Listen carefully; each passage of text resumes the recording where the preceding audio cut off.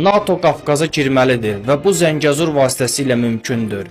Zəngəzura girəndə hansı hadisələr baş verəcək? Azərbaycanda olan İsrail və Qərbin mərkəzləri İrana qarşı böyük miqyaslı hərbi təxribat həyata keçirəcəklər. İran bu təxribata hansısa cavab verərsə, NATO'nun qarşılıqlı müdafiə haqqında müqavilənin 5-ci bəndi fəallaşacaq və bu Qafqazda böyük qüdrətlərin iştirakı ilə dağıdıcı müharibə deməkdir. Təsadüfi deyil ki, İsraildən Azərbaycana, İrana qarşı müasir texnologiyalar, həmçinin ballistik raket və ballistik raket izləmə qurğularını gətiriblər.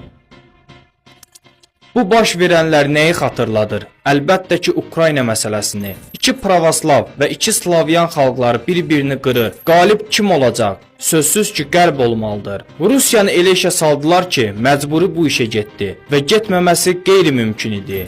Həmin işi İran və Azərbaycan arasında görmək istəyirdilər.